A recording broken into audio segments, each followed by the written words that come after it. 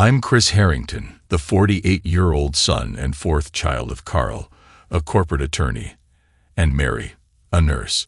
An earthquake-sized tremor nearly destroyed our family home when, at the end of my junior year of high school, I announced that I didn't want to attend college. My normally talkative parents were initially stunned into silence and then proceeded to make my life miserable. College was expected for the Harrington children, but Mom and Dad went behind my back and applied to 6 very good colleges and universities. I was accepted to all of them, which increased the pressure on my entire family to attend, except for my paternal grandfather, Pops Harrington. I had been working with my grandfather during my vacations since I was 13. Pops flipped houses long before the term flipped was used. He would buy a rundown home, usually owned by a long-retired couple, completely renovate and update it, and then sell it for a handsome profit. During the spring semester leading up to my junior year of high school, Pops helped me buy 2 fixer-upper houses. I spent the summer lining up contractors, electricians, plumbers, and painters, and making sure the work was done properly.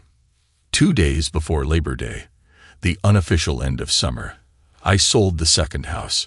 While my friends spent the summer working minimum wage jobs, I split the profits with Pops and earned almost $8,000. I flipped 3 houses the following summer. Pops insisted that I find my own financing, although he agreed to co-sign the notes. At the end of the summer, I gave Pops 25% of my profit and was left with a bundle of cash that would choke the average 17-year-old. Although I was an above-average student and enjoyed learning, I knew college wasn't for me. I eventually came to a truce with Mom and Dad. We agreed that I would take a year off after graduating high school but would need to reapply to colleges, and as a family, we would decide if I would attend the following year. While my friends worked part-time summer jobs and prepared for their first year of college, I bought a used Ford F-150 pickup truck with 123,000 miles, a primitive cell phone, and started Harrington Construction. I contacted every real estate agent who would talk to me and explain the type of houses I was interested in purchasing. I committed to using them as the buying agent when I bought a home they recommended, and as the selling agent when the renovations were complete. That's how I met the Kelly sisters. Jan and Mickey were in their mid-20s and relatively new agents who had recently started in real estate after finishing college. They were associates in a local franchise of a top national firm. I was currently overseeing the renovation of 2 homes when I got a call. "Hello, Chris. This is Mickey Kelly. I found a house in West Hartford that looks like it meets your requirements. Would you like to see it?" The biggest lesson I learned from Pops was urgency. If an opportunity presented itself, I needed to be prepared to take advantage of it. I agreed to meet Mickey in 90 minutes. The house was a modest ranch, which I estimated was built 50 years earlier. Mickey told me that it was owned by the estate of an elderly couple who had lived in the house for nearly 35 years. Their children lived on the West Coast and were looking to dump the house and settle the estate as quickly as possible. The house was in excellent structural shape, but was run down and in need of a great deal of updating. "What do you think they'll take?" I asked Mickey. "I think it will go pretty quickly, and we might come close to the $89,000 asking price." I suspected she was right. "I'll offer $85,500 cash. I want 5 days to complete the due diligence process, and will close within 5 days of the inspector's report, assuming there aren't any problems." Mickey was thrilled. We went back to her office, wrote and signed the offer, and sent it to the listing agent. The offer was accepted, the inspector's report came back without any surprises, and we closed on the deal 1 week later. "Let's celebrate," Mickey suggested as we left the attorney's office after the deal was complete. "I share an apartment with my sister. It's less than 2 miles away. Let's go have a drink." I followed Mickey into her nicely decorated 3rd-floor apartment at the edge of downtown West Hartford. She let me open a bottle of Merlot and pour 2 glasses. We silently toasted, and each took a sip. "I hope you don't mind if we celebrate in other ways," Mickey said.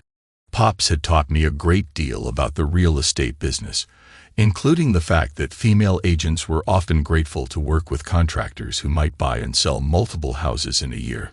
He often said, if I were younger and wasn't married to Grandma, I'd take full advantage of any bonus they offered.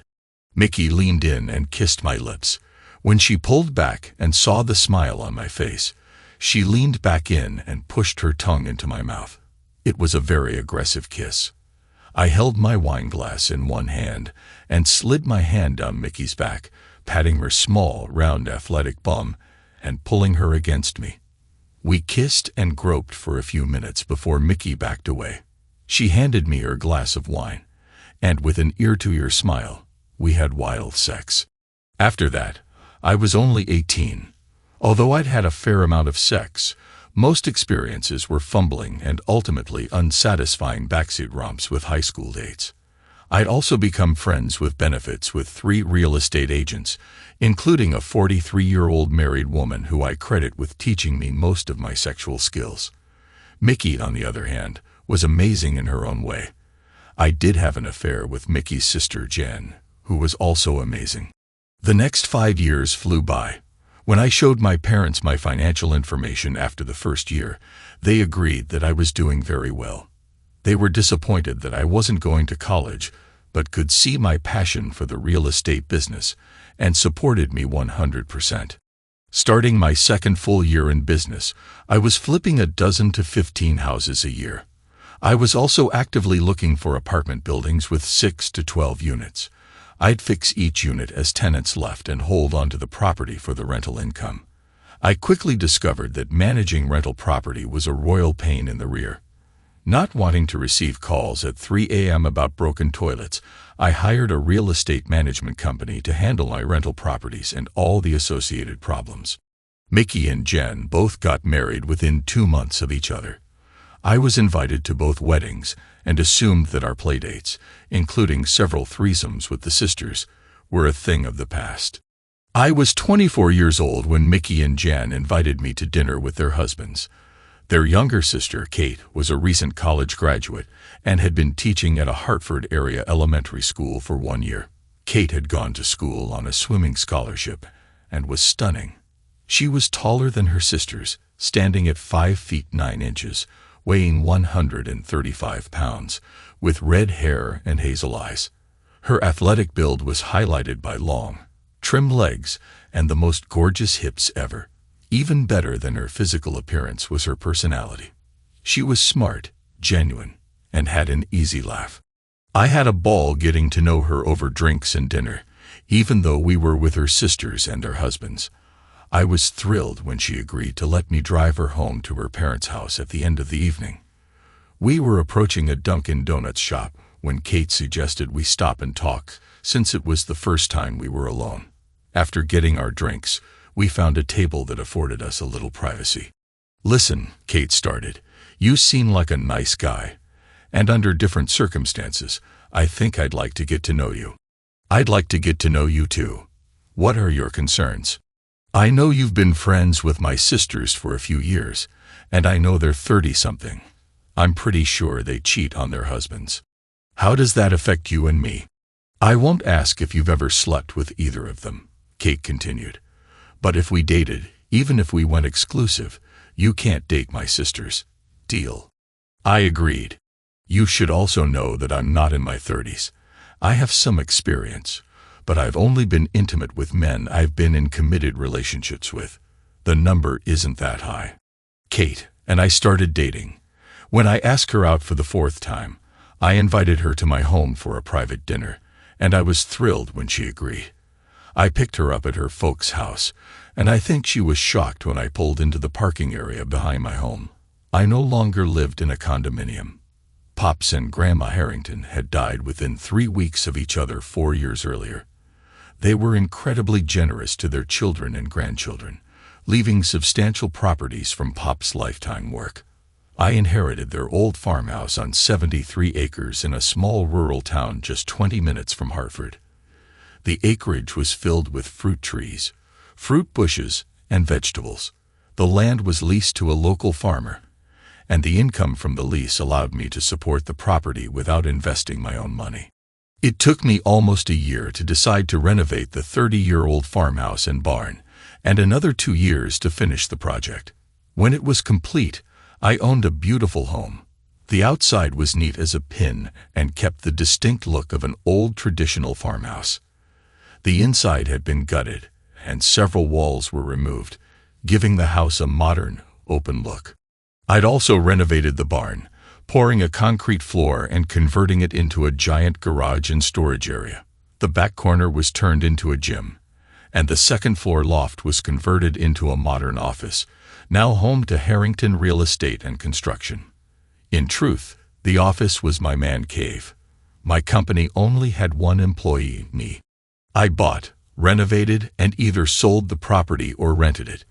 I subcontracted all the renovations and hired real estate agents, attorneys, finance experts, and accountants. I was a one-man show. Kate was impressed when I gave her the grand tour. I think she was also impressed with the lasagna, asparagus, and salad I served for dinner. We ate on my backyard patio, drank wine, and talked until the candles burned out. "Can I ask you something?" I said. Kate nodded and said, "Sure. I'm enjoying getting to know you, and I want to spend more time with you." I continued. "I don't have any interest in dating anyone but you. Would you consider being exclusive?" The smile on Kate's face slowly disappeared, and I was crushed when she said, "I need to think about it." Slowly, the smile returned. She laughed and said, "I've thought about it long enough. It's about time you asked."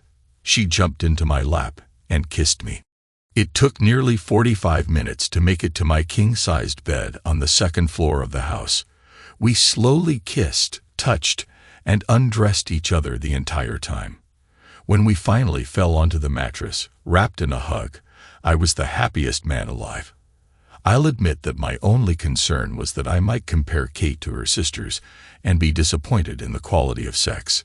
After a very exhausting night that included both sex and making love, I knew I'd found the right sister. She loved sex just as much as her sisters, but wanted an exclusive relationship. Shortly after, Kate and I got engaged. Her dad called and asked if we could meet for a beer. Her parents and I were friendly, but we didn't completely click. George and I met the next day, and as usual, he got right to the point. "Chris, I like you a lot, but I think it's important that you and Kate sign a prenuptial agreement. Have you talked to Kate about it?" George answered, "Not yet, but I will." He pushed a manila folder across the table and continued, "I had my lawyer put this together." The prenup was only 2 pages and basically stated that in the case of divorce for any reason, Kate and I would keep all the assets we brought into the marriage. Kate would keep all acquired assets from her current job and any future jobs, and I would keep all the assets from my business. In case we had children, the court would set all child support payments, and we would each be required to pay $5,000 a year into a college fund. It seemed fair and straightforward. I told George, "I don't see any problems, but let me have my attorney take a look at it. I'll have it back to you within a week."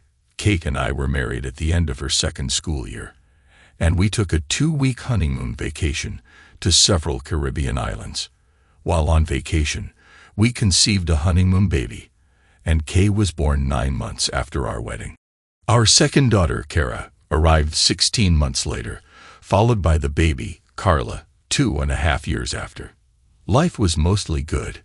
In addition to her teaching responsibilities, Kate went back to school for her master's degree in education along with a certification to be a school administrator. It was a rough 3 years, and it always seemed that Kate and I were going in opposite directions. My business was doing well. With advancements on the internet, I was able to shift the direction of my company.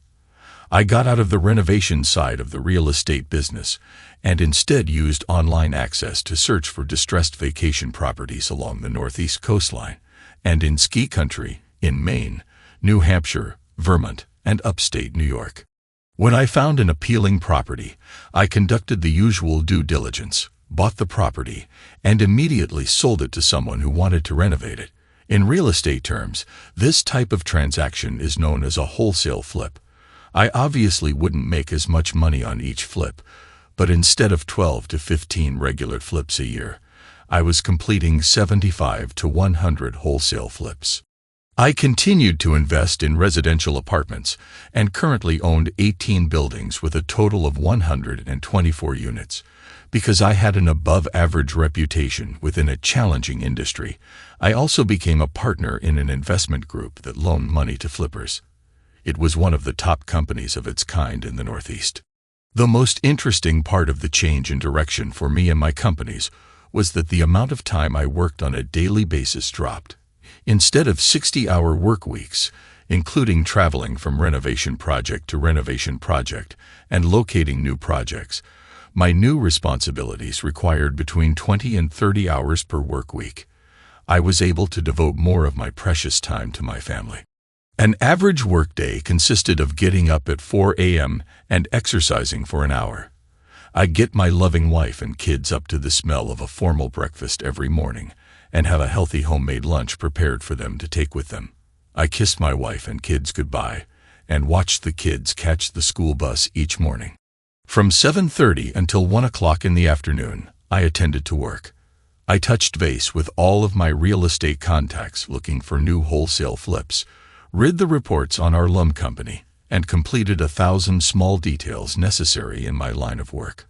Most days, I was able to quit work in the early afternoon, get ready for the kids' after-school activities, coach their sports teams, take them to dance class, make sure their homework was complete, and bring them home to a healthy home-cooked dinner. I was the happiest man in the world. I had a successful career and was proudly Mr. Mom. During the same time frame, Kate changed careers. She left the classroom and became a school administrator. She started as a middle school vice principal, moved to an elementary school as principal, then to a high school vice principal, and finally, in 6 short years, became our school system's assistant superintendent. The biggest downside was that while my work hours decreased, Kate's increased. She was required to attend many evening sporting events and other school activities. She went to all town council and board of education meetings. However, Kate loved her work and the positive difference she made in our town, so I refused to complain. Instead, I gladly picked up the slack at home. Even with our complicated lifestyle, Kate and I made time to be together, both in and out of the bedroom. As we passed our 12th anniversary, Kate and I were having sex 3 or 4 times every week. The only real challenge to our relationship started a number of years earlier. During our 3rd year of marriage, Kate and I were celebrating Valentine's Day at our favorite local restaurant. We had just started dessert when Kate said, "I'd like to ask you something, and I'd like you to keep an open mind." I'll admit that I was a little annoyed at her words and tone, and I responded, "When have I ever been closed-minded with you?" Kate rolled her eyes and said, "I just think there's a chance, a small chance, that you'll get upset. So, after making reservations at our favorite restaurant and giving you a diamond pendant to celebrate Valentine's Day, you decide that it's a good time to talk about something that might upset me. Great. Go ahead." "Oh, for heaven's sake, Chris," Kate said. "I said there was a small chance you'd get upset." I waved before Kate could continue her rant. "Just tell me what you want to talk about." Kate stared at me for close to a minute before she continued. "Mickey and Jan have been going on a 5-day cruise every spring. We've picked a cruise during my school spring break. I'd like to go this year." I laughed and said, "Why in the world would that upset me? It sounds like a great idea. Where are we going?" Kate's initial smile turned to concern as she said, "No, you don't understand. We're planning a girls' week away." My eyes never left Kate's as I reached for my wine glass and took 2 small sips. After placing the glass back on the table, I asked, "What exactly are you asking me?" Kate looked bewildered and said, "I don't understand your question. You started this conversation by asking me if you could ask me a question. What's your question, Kate? What are you asking me?" Kate took a moment to collect herself and said, "Well, I guess I'm asking if you're okay with me going. My smile grew as I responded, "That's easy, no. I'm not okay with you going. And I am amazed that you have to ask. What's the matter with me going away with my sisters?" Kate was clearly annoyed. I was stunned. I shook my head and responded, "As you well know, Mickey and Jan are 304s. They were 304s 5 years ago when we started dating. As you pointed out, they're 304s today after each was divorced for cheating. Your sisters are each homing devices for heat-seeking men, and you know it. That's what the matter is with you going without me. So, you don't trust me. That's not the question we're discussing.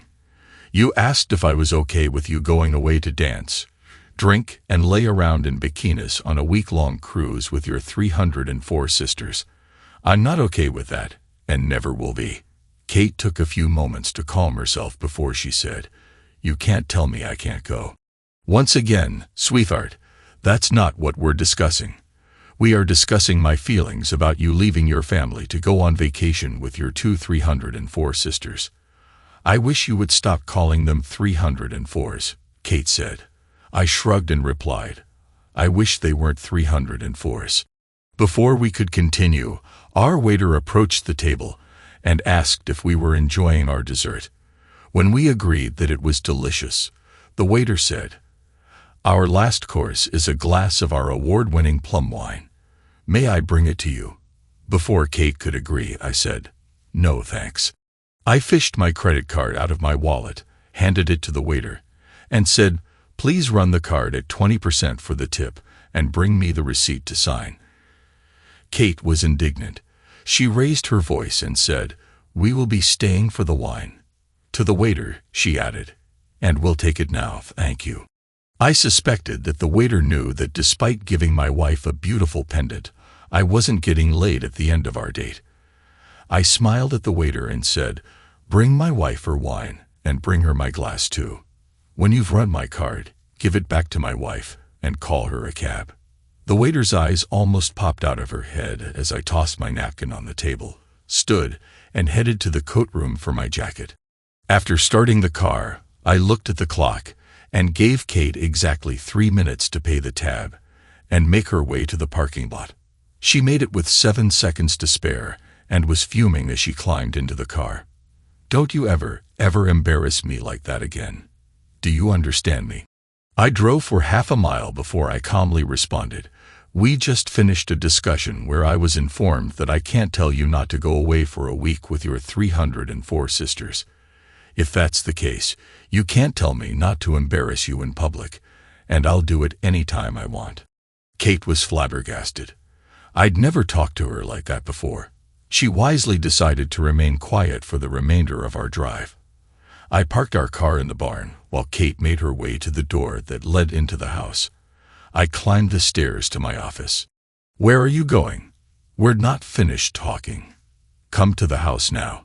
I was halfway up the stairs when I turned and yelled, "Who the hell do you think you're talking to? Don't ever again tell me what to do." Kate stood with her jaw unhinged as I slammed my office door behind me. The temperature in our home varied over the next few weeks, from frosty to Arctic cold, depending on the day. I slept in my office many nights. It was 4 days before Kate was scheduled to leave when she cornered me in my office. "Can we talk?" she asked. "Sure," I said, pointing to a chair. "Please, have a seat." Kate stared at me for quite a while before she said, "I don't want to leave with you mad at me." I shrugged and said, "There's an easy way to change my mood. Chris, I'm going on the cruise. That's final." We sat quietly for a few moments before I asked, "Can I say a few things?" After Kate nodded in agreement, I told her, "This is the first time in our entire life together that I've been concerned about the health of our marriage. It's the first time I've been concerned that your actions could lead to our family splitting up. That's not fair, Chris. Do you really think I'm going to mess around with some guy on the cruise? Sitting here now, I know that you aren't considering cheating on me, but in a few days, you'll be with your sisters, drinking and partying. 3 gorgeous women in that type of environment will attract men, and that could easily lead to unintended consequences, especially when two of the women are 304s. And Kate, you know I'm right. I could tell that Kate was formulating a response and was caught off guard when I insisted that she knew I was correct. She had the decency to blush. I continued, you need to understand that I'm concerned about a lot of things, not just sex. Are you going to kiss any men? Are you going to hold hands? How about slow dancing with his hands on your hips or allowing a man to spread sunscreen over your body while you lay by the pool? Chris, you're being ridiculous. I'm not planning on doing any of those things, but even if they happen, those things aren't that bad. I think my smile unnerved Kate. I asked, why aren't you planning on doing any of those things? Because a married woman shouldn't be involved with a man in that way. But if a drunken mistake happens, it doesn't in any way mean that it should lead to divorce. I shook my head and said, we keep going around in the same stupid circle. You have not considered my very strong feelings and concerns about this trip. If I find out that you have acted in an inappropriate manner, I will not consider your feelings. I'll do what's best for me and my daughters, up to and including divorce. I can't believe that you're talking about divorce. I can't believe that your decision to go on this vacation has led us to talking about divorce. Listen, I continued, I've accepted that you'll be taking this trip. I obviously don't like it, but I accept it. I hope you and your sisters have an enjoyable time. But I want you to understand my concerns and know without fail that if you cross the line and do something inappropriate, and I find out, I'll throw you to the curb in a second. I was surprised when tears streamed down Kate's cheeks. She jumped from her seat, walked to my office door, and over her shoulder shouted, I'm not planning on doing anything wrong. On the morning of Kate's departure, we were sitting around the kitchen table. The leftover scraps of a waffle breakfast were the only evidence left from our delicious meal. Kate was asking the girls about their plans for the week when the kitchen clock hit 8 o'clock in the morning. Kate looked at me and said, we need to get going. I told Kate that we'd pick up Mickey at 8:30 and Jan at 9 o'clock. Of course, you're driving us to the airport, Kate. I've got conference calls scheduled for 8:30, 9 o'clock, and 9:45. I'm going to my office. What the heck's the matter with you? What kind of husband doesn't drive his wife to the airport? I was halfway to the kitchen door when I answered, the kind of husband who won't support this vacation in any way. Then, turning to the girls, I told them, please clean off the table and counters before you turn on the TV. The next 9 years flew by. Kay had just turned 13. Kara was 11. And Carla was 8. I continued to love the responsibility of being Mr. Mom and being the primary caregiver to the children. Kate appreciated my efforts, as it allowed her to continue as a top administrator in our town school system, as well as hold posts on several state of Connecticut and national education boards. I was incredibly proud of my wife, while also enjoying the close bond I had formed with my 3 daughters. It was a Friday afternoon during the last full week in April. Kate had returned 2 weeks earlier from her 9th spring vacation cruise with her sisters. My phone was muted, and I was listening in on a conference call I wasn't scheduled to contribute to, only listen. I was standing by the open office window, enjoying the warm spring breeze, when Kate's car sped into the driveway, closely followed by her sister Jan's car. Kate jumped out of her car, and Jan and Mickey climbed out of the other car. I heard Jan ask what was so important. Kate shushed her sister and said, let's talk in the kitchen. I don't want to take the chance that Chris will hear us. This sounds like it's more important than my conference call, I thought as I disconnected my phone. Almost immediately, I punched the home security app on my cell phone and navigated to the camera in our kitchen. I watched as the women came through the back door. As Mickey and Jan took seats around our table, Kate poured 2 glasses of wine for her sisters. Are you having any? Mickey asked after a pause. I can't, Kate answered. I'm on antibiotics. What's wrong with you? Jan wanted to know. I can't believe it, but one of the jerks I slept with gave me gonorrhea, Kate admitted. Oh, Jan said. You've given it to Chris. No, Kate yelled. "He's always pissed when I get back from the cruise. We get back into sex after a couple of weeks. When will your doctor be notifying Chris?" Mickey wanted to know. "I don't think they will. I went to a walk-in clinic in Albany, New York, and paid cash. I told them that I was single, and the only sex I'd had in the last 6 months was on the cruise with strangers. I had to give the clinic our cruise line information and the first names of the guys I slept with. The medical authorities will try to track down the guy who passed this to me." I didn't need to hear more and shut off the app. I went to the bookshelf, opened the bottle of Knob Creek, and poured an inch. After sitting behind my desk and taking a healthy sip, I realized that I'd been preparing for this moment for a decade and had already thought through the tasks necessary to end my marriage to Kate. I was sad, almost dead inside, but I was determined to look out for myself and my children. I called my personal attorney and told him to start a divorce petition. I wanted the prenuptial agreement enforced. I wanted the house as I'd inherited it from my grandfather. Most importantly, as the primary caregiver, I insisted on full custody of my girls. My attorney agreed that the custody issue shouldn't be a problem. I instructed my attorney to file the divorce papers using irreconcilable differences, but to have a second set of divorce papers prepared that listed infidelity. I wasn't worried about splitting our banking accounts. Early on, my attorney advised Kate and me to keep separate accounts in case my business failed. We each contributed equally to the household budget on a quarterly basis, but kept the remainder of our finances under our own names.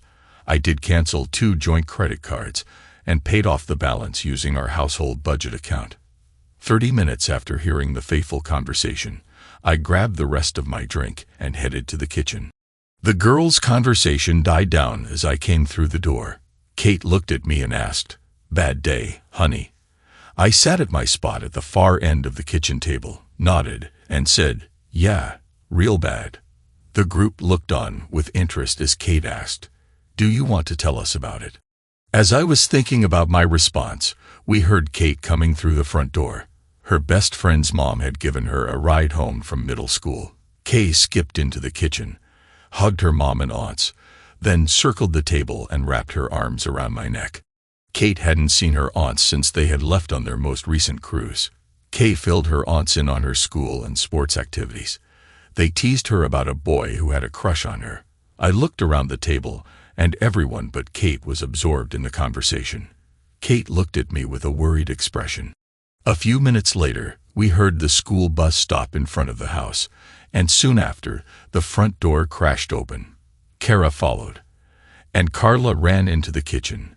Seconds later, after another round of hugs, Mickey and Jan started quizzing their 3 nieces about their recent lives. As a group, we laughed and talked for well over an hour. When things started to get quiet, and I suspected that Jan and Mickey would make an excuse to leave, I said, "I'm calling a family meeting."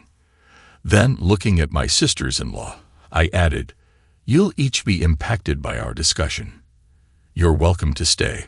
When they agreed, I got up and refilled their wine glasses and poured another inch of bourbon for myself.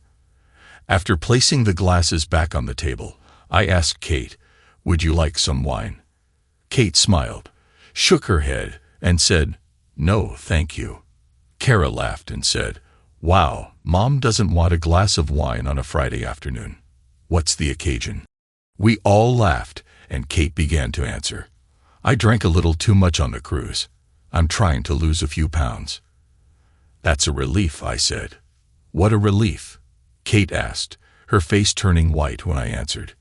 "I thought you weren't drinking because you've been prescribed antibiotics." The girls turned to Kate, and Carla asked, "Are you sick, Mom?" Kate quickly answered, "No, of course not." Everyone turned to me. I took 2 deep breaths to calm myself and turned to my girls. I told them, "Your mom just lied to you." "Chris," Kate screamed, "your mom is taking antibiotics for a disease called gonorrhea. It's a sexually transmitted disease. Your mom got gonorrhea when she cheated on me while on her cruise with her sisters."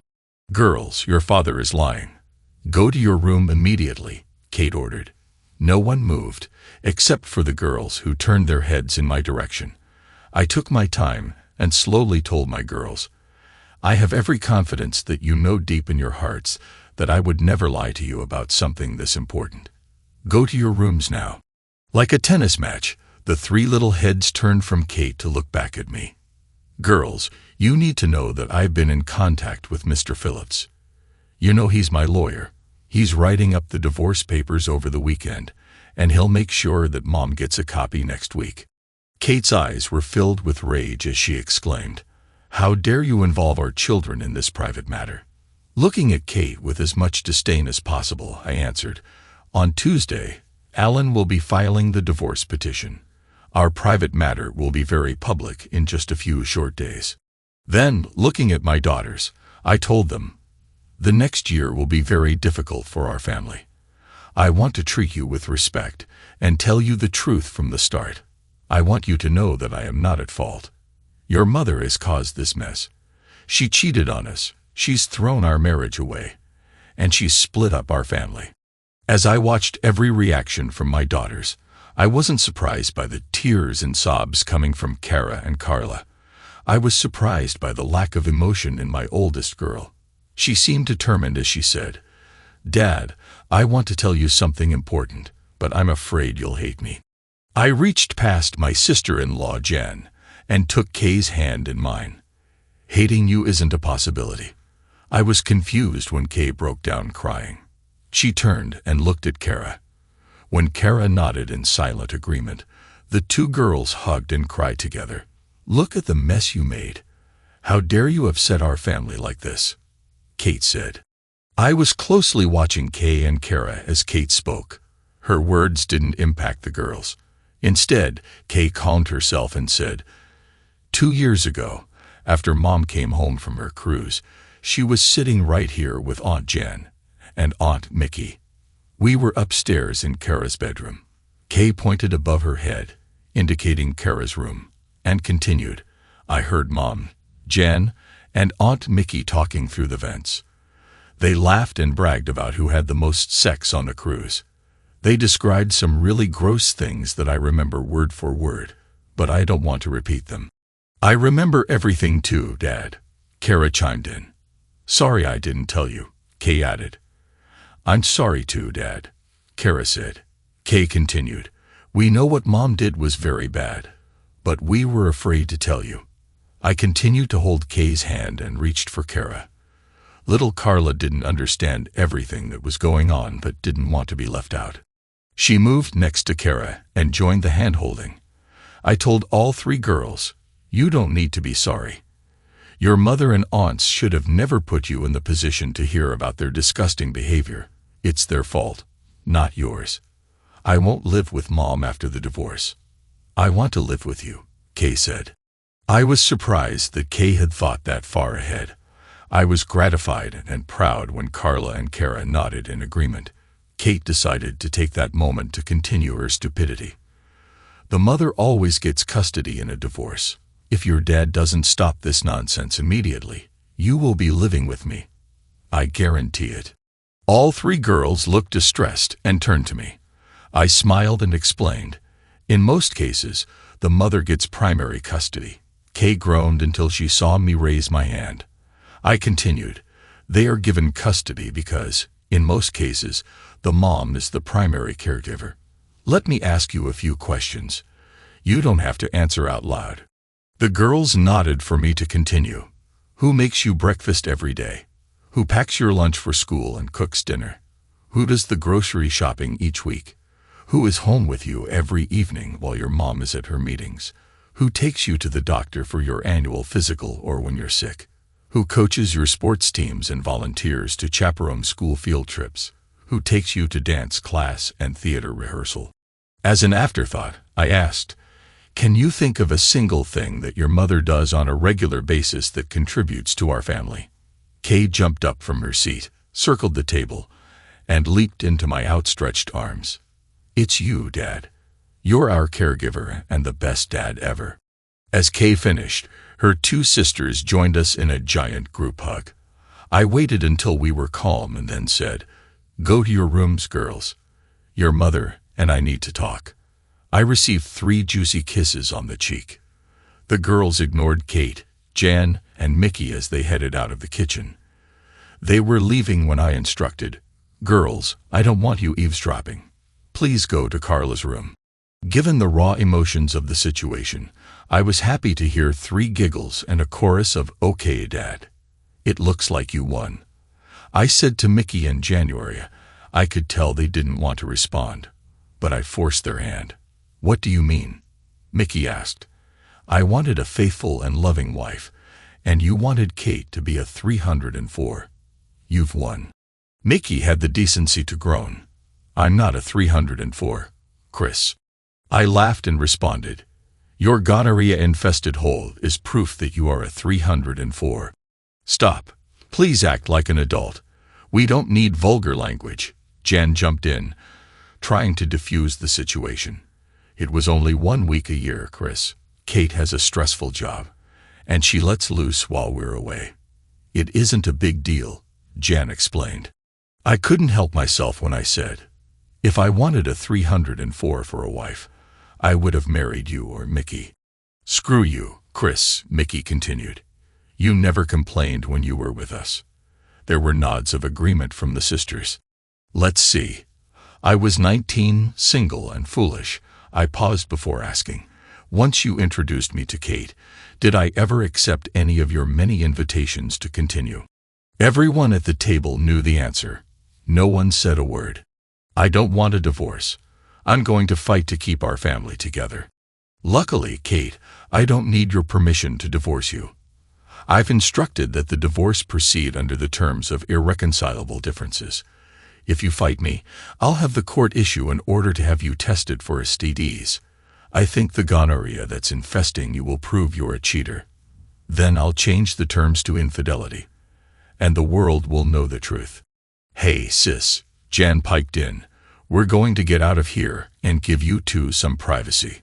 Both sisters started to stand but halted when I said, "While you're leaving, I want you to take out the trash." They looked at me with confusion until I pointed to Kate and told them, "Bring your sister to her room. Have her pack enough for a few weeks, and then get her out of my home." Although Kate tried to use family and friends to stall the divorce, she didn't use official channels as she didn't want the world knowing she's a 304. The mandatory court-ordered counseling only lasted 1 session. It was easy for the counselor to determine that I had no interest in continuing my marriage to Kate. The court accepted the prenuptial agreement. Kate kept all assets associated with her job, and I kept my businesses. Best of all, I was awarded primary custody of Kara, and Carla. My 2 oldest daughters continued to be hostile to their mother and aunts, but remained close to their maternal grandparents. My baby, Carla, remained close to her mom, and saw her on a regular basis. Kate did not have a great life after the divorce. The news about her divorce spread, and to make matters worse, her gonorrhea spread, requiring her to remain indoors for an extended time. It turns out that all 3 sisters were infected. Well, karma works in strange ways. On a sunny Sunday, I drove my wife's car to purchase a couple of new lawn chairs. To accomplish this, I decided to listen to the program This American Life on the NPR channel, and got absorbed in the captivating stories they were presenting. While driving, I heard about a book on the radio that grabbed my attention, and I had to jot down its title. With one hand on the steering wheel, I searched in the center console with the other hand, feeling around for the handle among various items that appeared from the depths beneath the CD cases: a crumpled honey wrapper, a folded Starbucks drink package, a quarter, and even a folding comb. I found something quite unexpected: a package of contraceptives. This surprise startled me, causing me to momentarily loosen my grip on the steering wheel, nearly veering off the road. Moments like these stay etched in memory, replaying in slow motion. In each frame, a red Toyota passed me on the left, driven by a red-haired girl with an earring. Returning my focus to the road, I noticed the speedometer showed 34 miles per hour.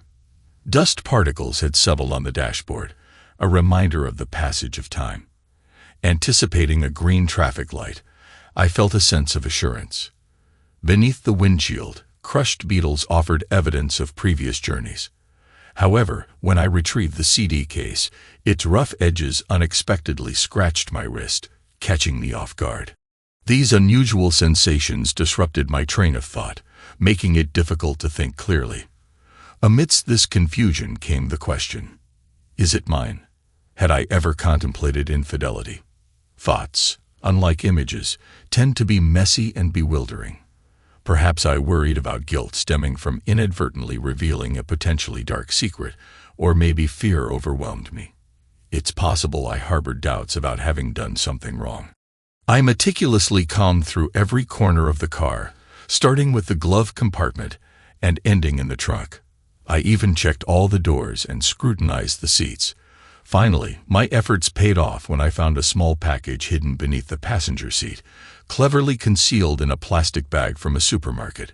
Gently unwrapping it, I discovered a compact spiral-bound notebook. My heart raced as I opened it and began examining its contents. The first 2 pages were blank, piquing my curiosity. As I turned to subsequent pages, I encountered a series of cryptic lists. One of the entries was crossed out, capturing my attention. Under different circumstances, I might not have paid these lists any mind or pondered their significance. However, a familiar pattern started to emerge: the schedule of my work-related trips. The crossed-out dates signaled the day I fell ill and had to unexpectedly stay home. The previously discovered contraceptive hinted at a message directing my thoughts toward the hotels she frequented on my trips: the Holiday Inn, the Quality Inn. As I pieced together the clues, everything pointed to a planned meeting at the Travel Lodge or Holiday Inn the following day at precisely 1:30 p.m. This revelation left me with a mix of shock and disbelief. I desperately hoped that my assumptions were incorrect, that there was some other explanation. Yet the unmistakable presence of the contraceptive seemed to confirm the worst-case scenario. I had to confront a harsh reality. It turned out my wife had been having an ongoing affair for 4 months. This shattered any hope that it was an isolated incident.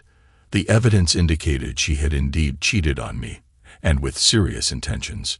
A lingering suspicion grew that she maintained a secretive and elusive list. This revelation hit me like a ton of bricks. Deep down, I sensed I was on the brink of losing her, and conflicting emotions raged within me. On one hand, I couldn't deny the resentment and anger that had built up, deeming her undeserving of my attention. On the other hand, love still resided in my heart, and letting go was incredibly difficult. The daunting task of confronting her lay ahead, and the thought of facing this painful truth filled me with fear. Questions swirled in my mind. How could I move on? In that moment, I shook my head, closed my eyes, and realized I was utterly lost.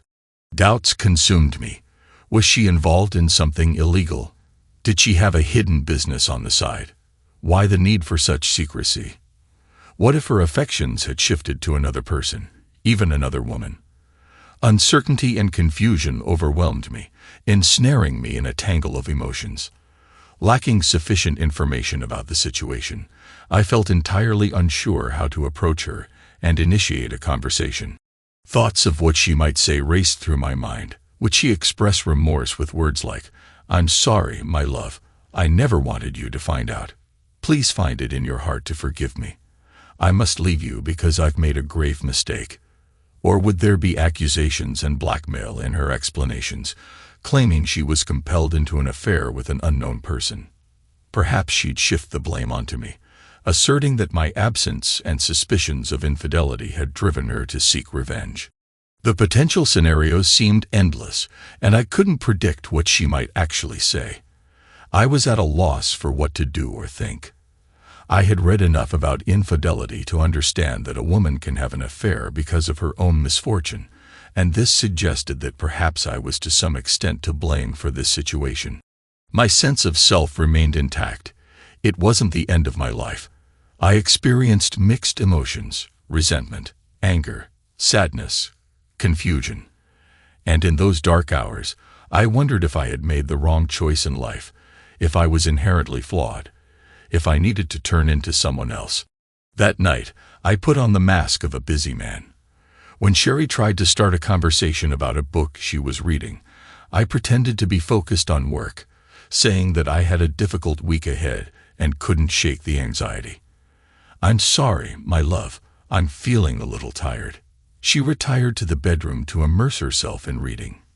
Meanwhile, I was cleaning the dishes and doing household chores. I even stayed up until she fell asleep. The next morning, I hurriedly got dressed, left the house, and drove. Without getting out of the car, I made the morning call. By 10 a.m., I drove up to the old Holiday Inn. Unlike modern establishments, this hotel allows guests to park their cars next to the rooms by passing the entrance through the lobby. In moments of despair, you have to act outside the box. I must admit that I don't know how to cheat. Instinct compels me to tell the whole truth, and this tendency, as a rule, benefits me in my work. Sharing information creates a sense of connection, allowing others to genuinely get attached to me.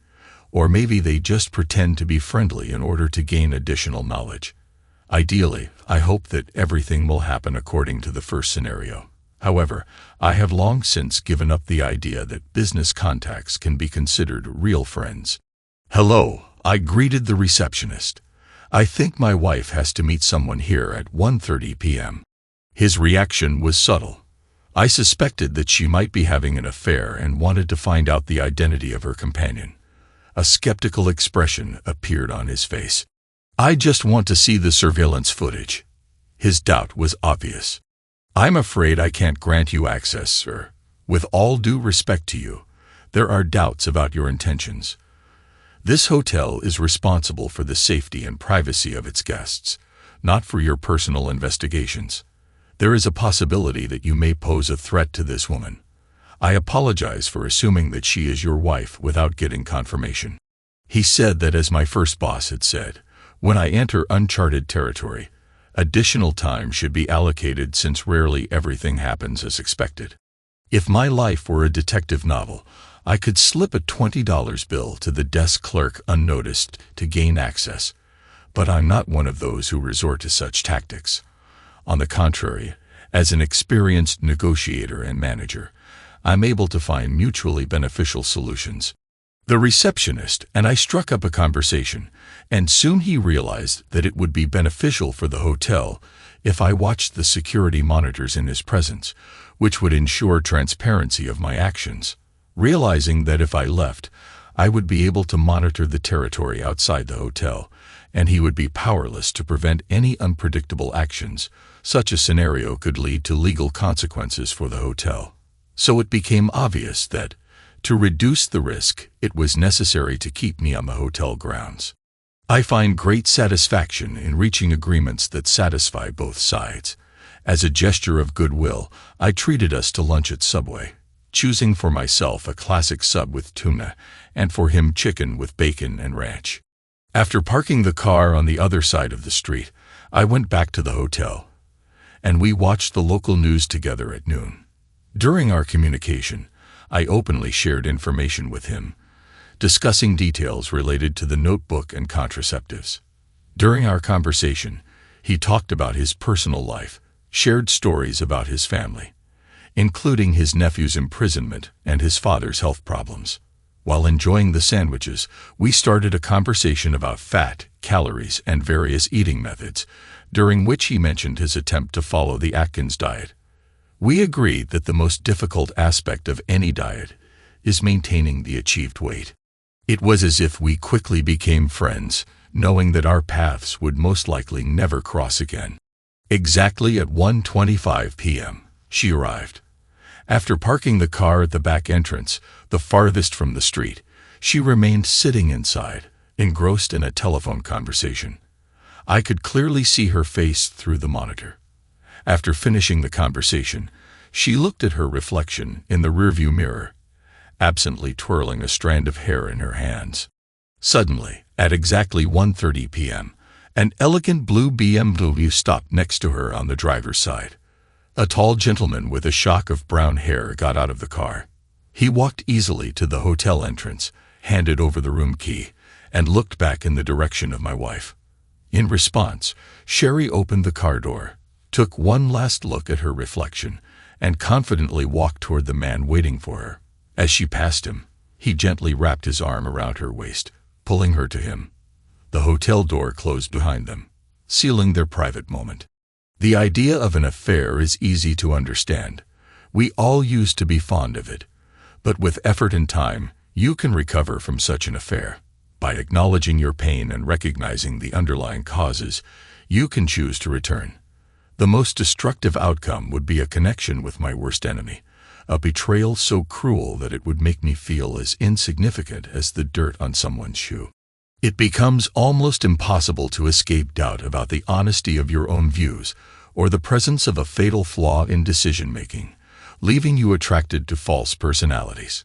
Perhaps you were deceived by Delilah herself, sweetly communicating with you while plotting your demise.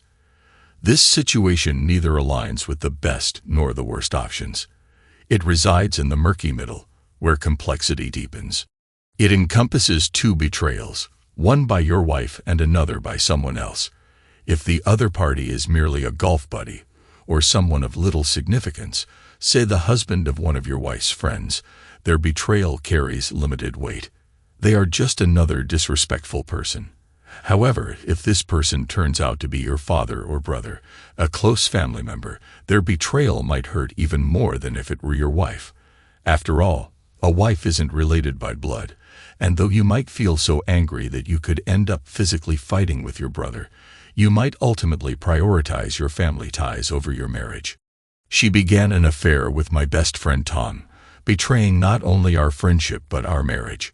Tom was best man at our wedding, just as I was best man at his younger brother's wedding. I knew Tom for 20 years, since I was 7 years old. He understood how important Sherry was to me, and how committed I was to my marriage. This betrayal deeply hurt me and weakened our once strong relationship. However, the understanding between me and the administrator was clear. We shook hands, confirming that our friendship would not be marred by misunderstandings, and that drinking and basketball would not cause disagreements. I crossed the street and headed to the golf course, where I got in my car and started hitting golf balls. Feeling the surge of confidence, I decided to call Tom at home, greet his wife Peg, and invite them to have dinner together. I made an appointment at CO's for 7 o'clock that evening. As I made the call, I felt victorious. I called home and left a message for Sherry, letting her know I would arrive early and arranged to meet at CO's at 7 p.m. I also left the same message on her cell phone to make sure she received it. When I got home at 6 p.m., I noticed that Sherry was already in the shower. Her gym bag was lying open on the floor, beckoning me to explore its contents. I couldn't fight my curiosity, hoping to find something noteworthy. Unfortunately, I found nothing of interest. I called out to Sherry, expressing my intention to take a shower as well. Realizing that this might be my last chance to meet her before things got worse, uncertainty loomed over my future, and I was determined to give her my love. Sherry, breathing heavily as if she had just finished a vigorous jog, pressed herself against me. I could hear the satisfaction in her voice as she praised the experience, and we both agreed that these moments would happen regularly.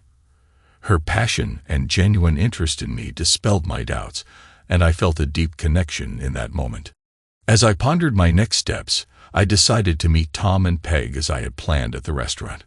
Everything seemed normal, and the bonds of friendship remained strong. But the gravity of the impending conversation hung in the air when I broached the subject. Sherry sensed my anxiety and offered her support by placing her hand on mine.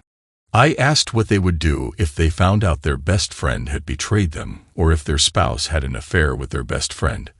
There was silence in the room. The tension was building. Tom, Peg, and Sherry were struggling to find the words, trying to grasp the seriousness of my questions. Tom's silence spoke volumes, revealing the depth of his mistake. Peg realized the truth and quickly reacted by delivering a hard punch to Tom's face. The moment seemed to stretch, and I savored it, recalling past memories and reflecting on the current situation. I couldn't help but notice that Tom's usual witty responses were absent, replaced by the stark reality of his actions. Tom's hesitation and Peg's reaction emphasized the seriousness of the situation. I turned to Sherry and posed the question of how to respond to her infidelity, leaving the decision between a violent confrontation and an amicable divorce in limbo. Everyone was silent, emphasizing the weight of my words. Tom realized the seriousness of his actions, and Peg understood it perfectly well. Tom began to explain, but no sooner had he finished his sentence than Peg intervened, delivering a powerful punch to his face. Time seemed to stretch out again, allowing them to savor the moment and reflect on the significance of this turning point. Memories came flooding back, reminding me of innocent conversations with Tom in the past. I imagined us playing ball and battling the chilly wind behind a sturdy oak tree. There were curses in the air. I imagined us playing ball and battling the chilly wind behind a sturdy oak tree. There were curses in the air. The sound of Peg's hands hitting him again terrified me, and in the midst of this terror, I was still holding Sherry's hand. Her grip froze. Suddenly, Peg jumped out from behind the desk, grabbed her purse, turned quickly on her heels, and hurried away. Surprisingly, I remained calm. "Would you mind paying the bill?" I asked Tom calmly. "You can have the leftovers," I said to Tom as I stood up and turned to face my wife. "Let's go," I said, and Sherry slipped gracefully out from behind the table, following me to the car. As we walked, the first words that escaped Sherry's lips were full of remorse. "I'm really sorry. I'm really sorry." I answered coldly, "Very nice. Are you sorry you got caught? Are you sorry that you hurt me?" My anger began to build. "Sorry you ruined our marriage. Sorry I seduced one of your best friends. Sorry that I ruined your old friendship. For what? What exactly are you sorry for?" I demanded, feeling the full weight of my disappointment. Sherry's tears began to flow, but not in streams, real drops running down her cheeks. I kept driving, trying to stay calm. When she plucked up the courage to speak, I raised my hand, signaling her to stop. She instinctively touched her forehead and closed her eyes. Choking on sobs, I stopped the car. "You can get out," I said firmly. Sherry looked out the window and realized that we were in front of her parents' house. "No," she said, almost with a groan. "Get out," I warned, tapping the steering wheel impatiently. Disappointment gripped me, and I suddenly flushed. "Get out," I shouted, refusing to look at her as I drove away.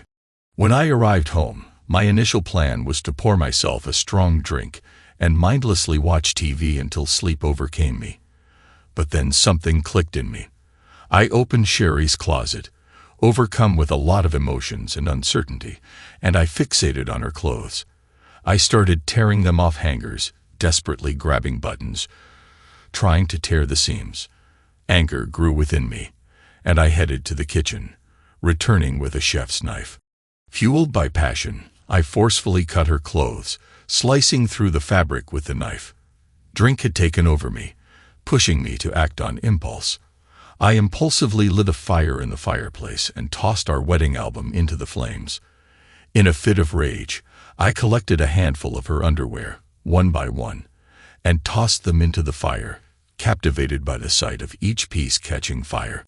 Afterward, I settled into an armchair and watched a classic football match absent-mindedly until exhaustion finally overtook me, and I fell asleep. Those hours were agonizing, filled with a sense of significance in every passing moment, yet none of them brought any comfort. I felt crushed, drawn toward the dark side of my emotions. I now understood the power of autosuggestion and the destructive tendencies of jealousy. I saw that beneath the surface of love, anger could run equally deep. The following morning brought a sense of calm. The house appeared tidy except for the mess in the bedroom. The remnants of Sherry's torn clothes lay scattered on the floor around her closet. I left them there, by the fireplace, with the charred remains of our wedding album, burned bras, and the remains of my nightgown. My mind felt empty, devoid of coherent thoughts, driven by anger. I went to take a shower, letting the water cascade over me. In that moment, memories of our intimate moments from the previous night flashed through my mind. I realized that my life had undergone an irreversible change, yet strangely, I didn't feel strongly about it. In light of recent events, I decided to have a direct conversation with Tom about our situation. I called him on his mobile phone, and to my surprise, he answered and immediately apologized. He admitted that it all began as harmless flirting that spiraled out of control. He assured me that there was nothing more to it, but he did confess to running into her at the mall once, and from there, things escalated. It was an impulsive mistake he deeply regretted. Listening to him, I sensed that he wanted to say more, so I patiently waited. It became clear that neither of them had intended for Peg and me to find out about their affair, but they couldn't resist their attraction, and it continued despite their guilt. In that same moment, a decision solidified within me. I knew exactly what to do in this situation. Tom, our friendship is over because of this. I don't care what happens between you and Peg. You're out of my life completely. You no longer exist in my world. Goodbye, Tom. With those final words, I abruptly ended the call while Tom was still speaking. At that moment, when Tom genuinely expressed his regret for hurting me, I felt the sincerity in his words. He had succumbed to his own weaknesses and chosen the wrong path. The betrayal ran deep, and it was clear that our friendship could not be salvaged. I was left to fend for myself because Tom had chosen to betray me. Without informing Sherry's parents, I headed to their house. When I knocked on the door, her father greeted me with a sad and anxious expression. "How's she holding up?" I asked, concerned, as I stepped onto the porch. He partially closed the door behind him and let out a heavy sigh. "She told us," he admitted, his voice tinged with darkness. "You know she loves you, right? You should know that." He searched my eyes for some sign of understanding, shaking his head. "How foolish she is. It's unbelievable that I resort to such derogatory expressions when it comes to my own daughter. Foolish. I can't believe I'm saying these words about her, but it's foolish." The meaning was clear despite his scattered thoughts. He was fully aware of what he was saying.